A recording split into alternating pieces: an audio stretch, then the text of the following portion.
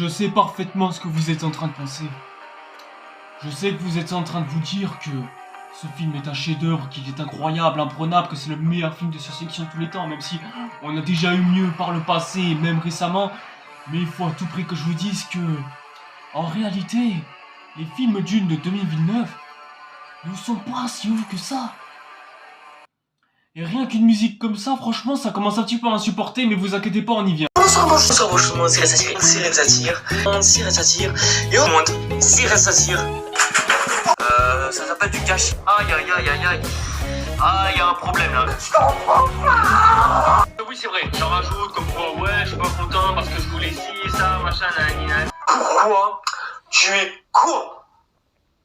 Je te pose la question. Et donc bonsoir et bonjour tout le monde, c'est Red Satire et aujourd'hui vidéo après séance. Ça fait quand même plus d'un mois qu'on a plus fait d'après séance. Je me suis dit ça faisait longtemps, en plus ça me permet au moins de faire une grosse pause par rapport à ma vidéo sur la chute du DC Extended Universe. Parce que bon voilà, 1h15 ça me paraissait déjà un peu trop long, donc j'avais envie un petit peu de me reposer, histoire de reprendre de plus belle juste après. Comme ça au moins je vous sors la partie 2 pour la haine, ne vous inquiétez pas, elle va arriver. Mais en attendant, parlons un petit peu de films qui sortent en ce moment au ciné. Parce que en attendant, mes vidéos YouTube sont pratiquement faites pour ça. Ma chaîne YouTube est faite pour ça, savoir parler du dernier film qui sort au cinéma en date, du film le plus populaire évidemment. Parce que si on devait parler du film le plus mineur de tous, ouais non, ça vaudrait pas la peine.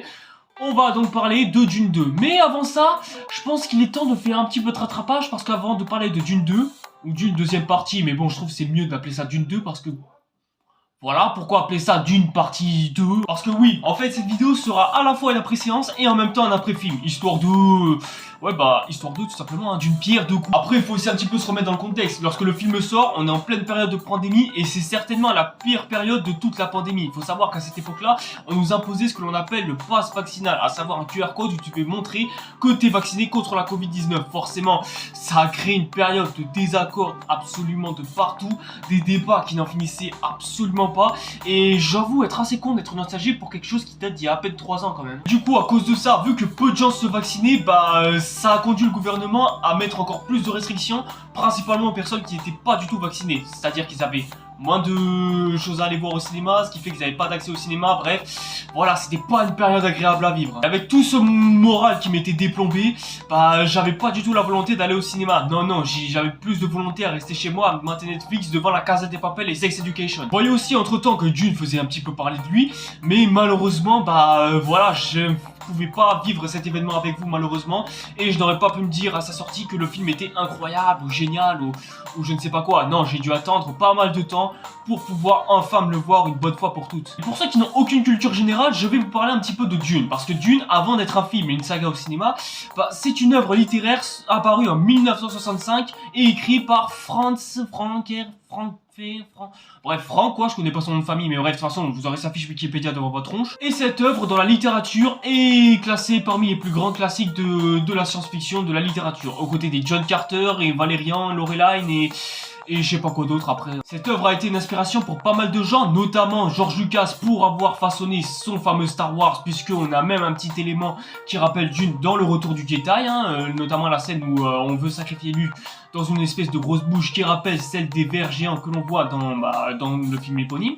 Et celle-là par contre, peu de gens sont au courant parce que le film a bénéficié d'un film en 1982. Mais bon, de souvenir, il me semble que d'après certaines critiques, le film était peu abouti et du coup le projet a été mis en terre, enfin perdu au fin fond du désert pour aller encore plus loin dans la métaphore. Et au final, c'est Denis Villeneuve qui décide de prendre les rênes. Denis Villeneuve dont on a déjà parlé de lui, notamment dans Blade Runner 2049, dont j'ai déjà abordé dans cette vidéo, et qui a aussi réalisé Prisoners, Arrival, et d'autres films quoi. Avec tout ça, on va se dire, c'est quoi Dune? Dune, ça raconte plus ou moins une histoire dans l'espace, qui nous raconte l'histoire de la famille d'une famille prestigieuse qui vit en paix et qui souhaite se diriger vers la planète Arrakis, une planète remplie de déserts et de dunes, tout le nom, c'est pour ça que ça s'appelle Dune. Ils souhaitent récolter une récolte que l'on appelle l'épice, en gros une sorte de minerai, ouais, c'est en gros une sorte de produit que des gens veulent réclamer, disons un McGuffin,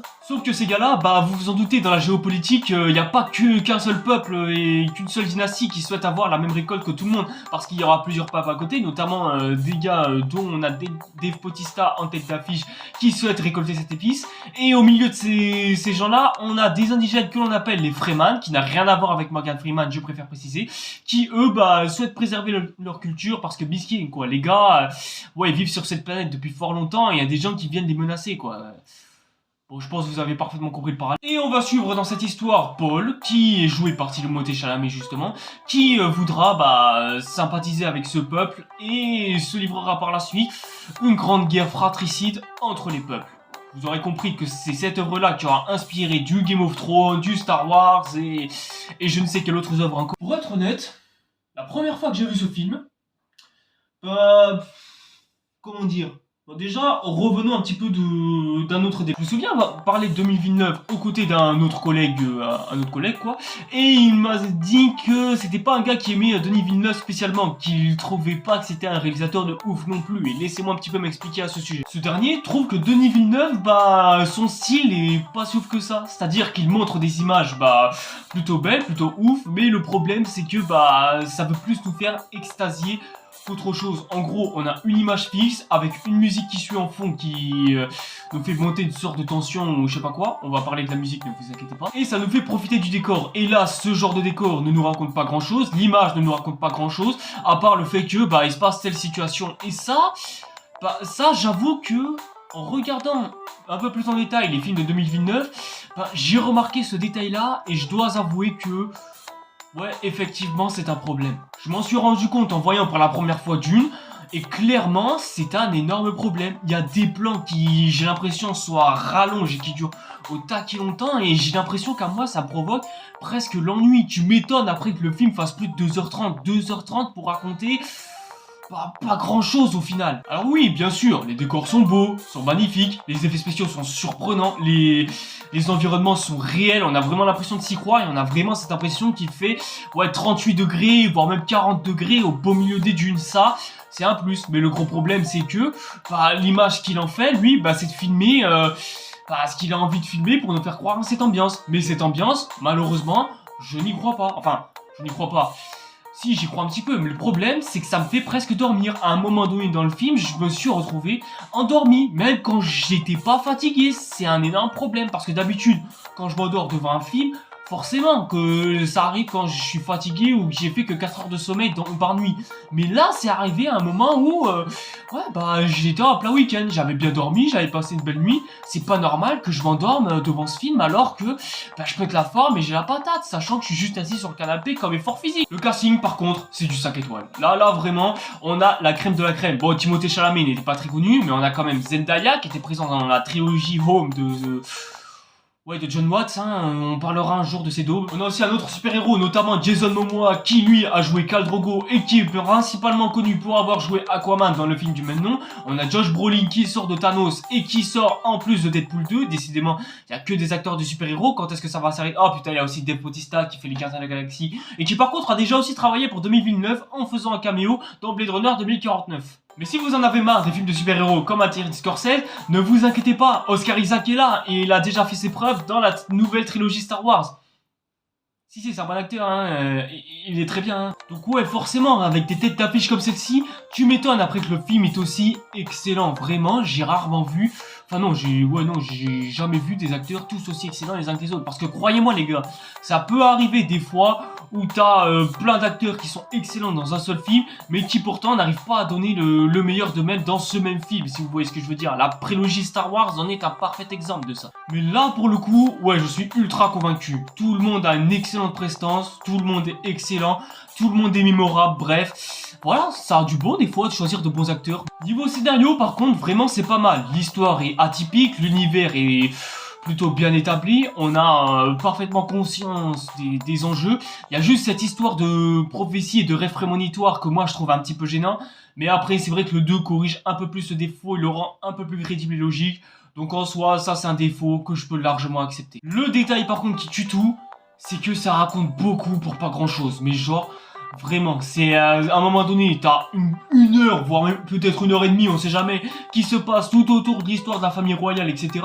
Tout ça pour qu'ensuite ça parte dans une guerre fratricide avec un autre peuple et... Enfin voilà, tout ça c'est long, c'est super long, et ça m'étonne pas après que je finis par m'endormir à un moment donné devant. Même la fin du film, au final, elle laisse un petit peu un goût amer dans tout ça, parce que, bah, la fin, elle nous mène vers une fin spécifique, mais t'as vraiment l'impression que t'as vu que le début du film, t'as pas cette impression que t'as vu le premier opus d'une grande saga ou grande trilogie, pas comme des trilogies que tout le monde connaît. Alors c'est comme si le premier opus du Seigneur des Anneaux il se terminait, puis au moment où la communauté de l'anneau était formée. Mais non les gars, c'est pas comme ça qu'on écrit un film, hein, je rappelle. Ah oui, je sais, 2h30 c'est hyper long et tu peux perdre le spectateur au bout du film à un moment donné, mais au bout d'un moment, je sais pas moi, essayer de couper des scènes qui paraissent un peu inutiles, genre en accélérant peut-être un peu les plans que 2009 veut rendre au taquet long, et tout ça à cause des musiques de Hans Zimmer. D'ailleurs, parlons des musiques de Hans Zimmer, justement, Hans Zimmer que l'on ne me présente plus, hein, de toute façon, qui... Ouais, franchement les gars, j'ai un gros problème avec ce dernier. J'ai un problème avec Hans Zimmer, les mecs. Si vous avez vu ma chute du DC Extended Universe, vous savez à quel point je survalide Hans Zimmer. En même temps, difficile de ne pas survalider cet homme. Il a fait toutes les plus grandes musiques de ce que le cinéma a pu nous offrir ces dernières décennies. Mais là, dans ce film-là, bah, je retrouve pas le Hans Zimmer que j'adore. J'ai pas cette impression qu'il y a un thème qui est plus incroyable qu'un autre. J'ai juste l'impression qu'il y a un voilà frère, vas-y, ça tourne en rond. Le tout avec un piano bien grave pour faire trembler le son et tout ça. Bon, dit comme ça a l'air cool et sympa. Mais je veux dire, moi, venant d'un Hans Zimmer qui nous a fait des thèmes édulcorants et épiques et mémorables à travers l'histoire, ouais, moi je trouve ça un petit peu dommage de se dire que le gars...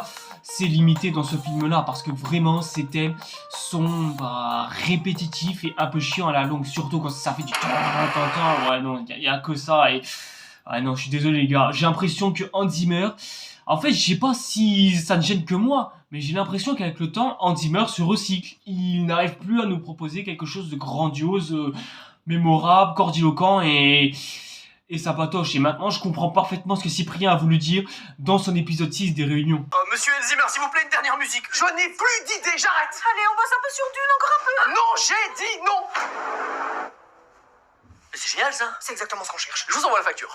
En bref, conclusion de tout ça, le premier Dune, c'est pas un mauvais film, au contraire, j'ai passé un plutôt bon moment, l'histoire est bien écrite, je me suis éclaté à voir mes acteurs préférés à l'écran, bref, voilà, il y a des bons trucs, il y a des bons points, seulement le gros problème, c'est que, t'as cette espèce d'arrière-goût amer qui fait que il manque quelque chose, tu as l'impression que c'est long pour rien, et que le film est pas complet et pas fini. Mais bon, avec tout ça, je lui mets quand même un 70%. Voilà, je lui mets pour les acteurs excellents, parce que bon, voilà, on a des acteurs excellents quand même, pour un scénario palpitant et bien écrit, et au moins Denis Villeneuve fait un taf. Voilà, c'est pas ouf non plus, hein, je trouve.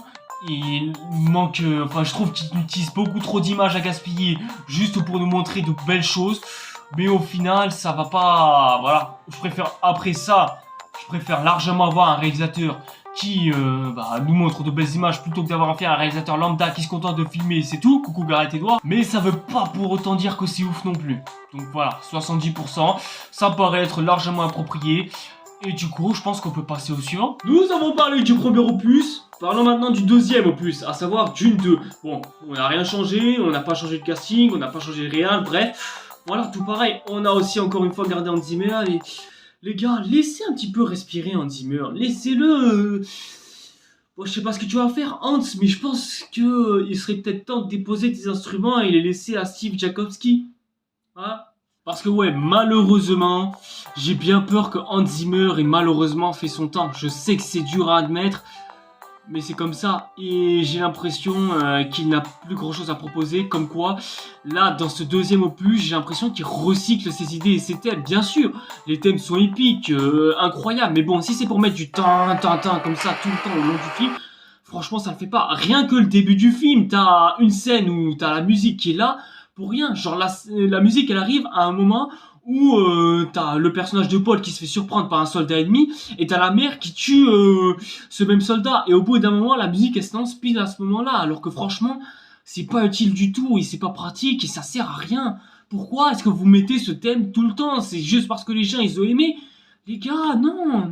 Enfin bref, c'est une remarque que j'avais déjà faite dans The Creator, mais je pense que si Hans Zimmer ne commence pas à se renouveler pour me proposer de belles musiques, j'ai peur pour la suite. Niveau réal, j'ai même l'impression que Denis Villeneuve s'est un petit peu calmé. Vous vous souvenez tout à l'heure quand je vous disais qu'il y avait des plans à rallonge qui étaient beaucoup trop longs pour nous montrer juste une seule scène? Bah là, j'ai l'impression qu'il se calme un petit peu. Et en même temps, je pense que le gars, il a vu à quel point ces films étaient trop longs pour rien. Ouais, je pense que le gars, il a dû se calmer un petit peu. Et c'est vrai que ça rend le film que plus agréable. On sent que le film est plus regardable comme ça. À savoir qu'on a juste 2-3 plans qui... ouais, bon, durent seulement quelques secondes et pas 30 longues secondes comme ça pour rien. Non, là c'est juste 5-10 secondes de plan d'action et ça le fait. Juste dommage que l'on skip quelques batailles qui auraient pu être épiques, même si bon, je m'attends pas non plus à voir du Seigneur des Anneaux ou du Game of Thrones. Mais voilà quoi, juste un peu de bataille, ça aurait fait de mal à personne. Parce que là j'ai l'impression que les batailles sont un peu bâclées et c'est dommage. Par contre, niveau plan... ouais, c'est incroyable. C'est incroyable comment la mise en scène est mythique. Admirable, t'as vraiment l'impression d'être au beau milieu du désert sous 40 à 50 degrés.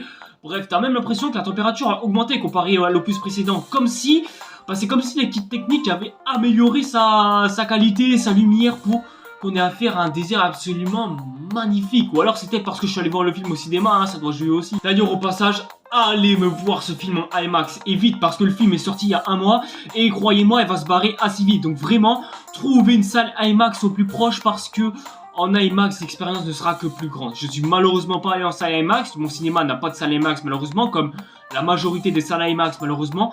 Mais voilà, si vous avez l'occasion d'aller en IMAX, je vous jure les gars, allez me voir ce film en IMAX, ça doit être ouais. Rien que d'avoir une image comme ça, la place d'une image comme ça, ah, je vous jure que ça vaut le coup. Par contre, au niveau casting, c'est là où on va s'attarder un peu plus. Parce qu'il faut savoir une chose. Le casting, bon, il est excellent, ça c'est clair. Mais il y a juste un petit problème.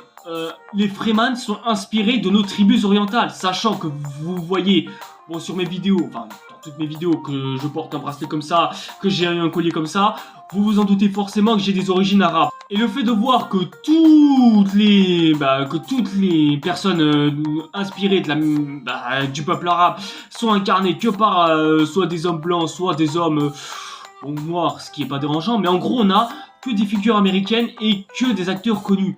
Et ça me fait chier. Et ça on peut le résumer assez facilement, tout simplement pour la simple et bonne raison qu'il n'y a pas d'acteur arabe très connu aux États-Unis. Genre citez-moi un acteur arabe connu à Hollywood. Bon, il y en a peut-être 1 ou 2 que vous pourrez me citer.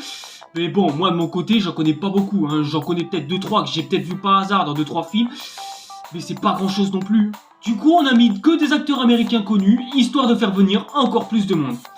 Et ça, je suis désolé les gars, mais ça me gêne un petit peu. Ça me gêne pour la simple et bonne raison que on pourrait un petit peu laisser la chance à des acteurs arabes ou maghrébins à certains moments dans des gros blockbusters. Surtout qu'en plus de ça, on a prouvé plus d'une fois dans Hollywood, même dans le cinéma de manière générale, que c'est pas obligé de faire venir que des acteurs connus pour faire en sorte à ce que ton film soit populaire. Le meilleur exemple, c'est Alien. Quand Sigourney Weaver a joué dans Alien pour la première fois, mais personne ne la connaissait. C'est tout simplement parce qu'il y avait un acteur de connu dans ce film-là que le reste du casting est devenu connu par la suite. Et ça, ça a été assez productif parce que maintenant tout le monde connaît Sigourney Weaver, mais elle n'aurait pas été connue s'il n'y aurait pas eu cet acteur connu dans Alien. Et des cas comme ça, il y en a plein. Ramzi Bedia qui a joué par exemple dans Balle Perdue, mais tout le monde est allé voir Balle Perdue pour la simple et bonne raison qu'il y avait Ramzi Bedia qui jouait dedans. Et du coup maintenant, on connaît tout le casting qu'il y a dedans. Et tout le monde attend encore les prochains films de Alban Lenoir. Quand Samuel Jackson a joué dans Peur Bleue, on est juste venu aller voir ce film tout simplement parce qu'il y avait Samuel Jackson tout simplement. Et depuis, on a vu le CV des acteurs qui sont devenus populaires que grâce à la prestation de Samuel Jackson dans ce film-là. Et ça, voilà, comme quoi tu peux faire venir des nouveaux acteurs si t'as un acteur qui rapporte gros dans les salles de cinéma. Justement, Dune a ce qu'il faut en termes de casting. Je vous ai cité tout à l'heure, Jason Momoa, Josh Brolin, Dave Bautista et je ne sais quels autres acteurs encore. Donc voilà pourquoi on n'a pas fait venir des acteurs arabes et maghrébins pour incarner les Fremen dans ce film-là. Et à ce moment-là est venue la fameuse affaire du sauveur blanc dans ma tête. Pour ceux qui ne savent pas c'est quoi le sauveur blanc, le sauveur blanc c'est l'archétype du gars blanc d'origine américaine qui se retrouve au beau milieu d'une tribu ou d'un peuple indigène qui se retrouve oppressé contre le peuple du sauveur blanc. Le sauveur blanc donc est là pour pouvoir apporter connaissance, appre de paix et armes pour pouvoir se défendre contre le peuple indigène. Et ça, c'est une remarque très critiquée de leur part, parce que ça fait que banaliser encore plus le colonialisme, et ça pousse, en plus de ça, les indigènes à devoir abandonner leurs anciennes cultures, leurs anciens patrimoines, etc., etc. Bref, voilà quoi, ça fait que ça... c'est pas très ouf à voir pour l'image. Et comme Timothée Chalamet est un blanc, bah ouais, si on aurait mis des acteurs arabes pour faire jouer les Freeman, bah on aurait eu le problème du fameux sauveur blanc. À savoir que Timothée Chalamet, bon vous voyez, c'est un homme blanc américain, tout ce qu'il y a de plus normal quoi. Et le faire jouer, lui, en train de faire soulever un peuple arabe contre le peuple qui l'oppresse, ouais, ça aurait fait un petit peu sauveur blanc. D'ailleurs, sachez que même Avatar est critiqué pour être un archétype du sauveur blanc. Donc cette pilule-là étant passée, je comprends maintenant pourquoi est-ce qu'on n'est mis que des acteurs américains pour jouer le rôle des Freeman. Surtout qu'en plus de ça, c'est un univers fictif. Donc au final, on ne représente pas du tout de peuple arabe. C'est... enfin... on s'approprie 2-3 petits détails qui fait que on a affaire à un peuple plus ou moins arabe, mais au final, c'est pas vraiment des arabes. Ça se passe précisément dans un univers fictif. Donc au final, que ce soit des arabes ou pas qui jouent, franchement, on s'en fout un petit peu. Ça ne représente pas vraiment dans la vraie vie parce que c'est fictif, tout simplement. De toute façon, c'est un débat qui pourrait être sans fin, donc je vous invite amplement à ouvrir et continuer le débat en commentaire pour qu'on puisse en parler en bonne foi et en bonne volonté. Ce serait sympa. Et si vous vous posez encore plein de questions à propos de appropriation culturelle ou quoi, franchement les gars, vous avez plein de vidéos qui détaillent sur des dizaines de sujets à ce sujet. Donc franchement les gars, allez-y, servez-vous. Hein. Mais c'est vrai que Zendaya, ça fait plaisir de le voir enfin jouer une vraie bonne personnage. Je n'ai pas vu Euphoria, malheureusement, il faudrait que je pense à le voir un jour ou l'autre. Mais ouais, ça fait plaisir de la voir jouer un vrai bon rôle. Le seul truc que je trouve dommage, bon, ça vient de l'écriture du personnage forcément, c'est que on sait pas grand chose d'elle. On sait que elle est pas du tout croyante aux fameuses prophéties et religions des Freeman. On sait que elle veut se relever et se soulever contre le peuple qui l'oppresse. Mais à part ça, je trouve ça dommage qu'on ne sait pas grand chose d'elle, qu'elle n'est pas d'origine, genre quels sont ses parents, pourquoi est-ce qu'elle se bat. Voilà, j'aurais juste aimé en avoir un peu plus par rapport au personnage parce que voilà, on ne sait pas grand chose. Et niveau scénario, franchement, il y a eu un énorme level up comparé à l'opus précédent. Ça fait plaisir d'avoir enfin un scénario qui relève un petit peu le niveau, il se bouge un petit peu. On a enfin une réelle proposition scénaristique. On a enfin des conséquences par rapport aux actions menées par certains personnages. Et surtout, on a des personnages charismatiques et intéressants. Et ça fait plaisir. Même si malheureusement, il y en a certains qui sont laissés de côté. Mais bon, malheureusement, ça c'est... voilà, c'est comme ça, hein. On n'y peut rien, on peut pas y faire autrement. Hein. Bien sûr, je suis pas là pour vous spoiler, hein, bien évidemment. Mais voilà, pour dire que cet univers est dense et m'a donné encore plus envie de m'intéresser à cet univers. Parce qu'il arrive vraiment à se vastifier, à être intéressant, et surtout, il ne s'éparpille pas, il sait ce qu'il va raconter, il va droit au but dans ce qu'il veut nous raconter. En bref, la recette d'une bonne trilogie, tout simplement. Franchement, c'est le genre de film que je devrais voir au moins une fois par mois, minimum, parce que j'ai l'impression que c'est le genre de film que je vois presque une fois tous les 2 ans. Et à un moment donné, les gars, une fois tous les 2 ans, ça commence à devenir exaspérant, surtout que la science-fiction, ouais, c'est mon genre du cinéma préféré de tous, donc... voilà, pour une fois qu'on a enfin un bon scénario. J'ai l'impression que je suis obligé d'attendre tous les 2 ans. La dernière fois que j'ai eu un film de science-fiction conséquent avec un scénario super bien écrit, c'était Avatar 2. Donc non, franchement, ce serait bien qu'on ait enfin des films qui puissent être écrits comme cela au moins une fois par mois. Parce que... voilà, c'est un petit peu la dèche niveau scénario ces dernières années. Bon, bref, ce film n'a pas grand-chose pour pas être parfait. Mais voilà, il n'est pas parfait. En fait, il manque un petit peu trop de choses. La musique de Hans Zimmer se recycle beaucoup trop. On a ensuite 2-3 plans de Denis Villeneuve qui commencent à faire un peu trop long, surtout accentué avec la musique de Hans Zimmer. Mais à part ça, le reste fait largement le taf. Je peux largement lui mettre un 80% largement mérité. Ça fait plaisir d'avoir enfin un bon film de science-fiction. Même pas de science-fiction, un bon film tout court quand même. Parce que... il y en a combien des films comme ça qui sont soit nuls ou qui sont pas si ouf que ça finalement. Donc non, franchement, je suis content qu'on ait un film comme celui-là. Un film beau, magnifique, très bien écrit, avec des acteurs qui se donnent à fond. Tu corriges 2-3 défauts et ouais, on n'est pas loin de l'excellence. Et franchement, avec tout ça, j'attends amplement le 3e opus parce que... je pense que ça va envoyer. Je pense qu'on peut déjà se donner un large rendez-vous en 2027 parce que ouais, s'il faut 3 ans pour faire un opus, Ouais, bah on attendra jusqu'en 2027 les mecs. En tout cas, voilà les gens, c'est à peu près tout pour cette vidéo. Merci à toutes et à tous de l'avoir suivi. C'était juste pour vous faire patienter jusqu'à la deuxième partie de la chute du DC Extended Universe. Et en tout cas, si la vidéo vous a plu, n'hésitez pas comme d'habitude à liker et à commenter si la vidéo vous a plu. N'hésitez pas comme d'habitude à me suivre sur les réseaux sociaux. N'hésitez pas comme d'habitude à vous abonner à la chaîne et à activer la petite cloche pour être au courant des prochaines nouveautés qui viennent. Et nous, en attendant, bah, on se donne rendez-vous normalement le 8 avril pour cette deuxième partie si elle arrive d'ici là. Et en attendant, on se retrouve pour une prochaine vidéo. Allez, c'était Red Satyr. Tout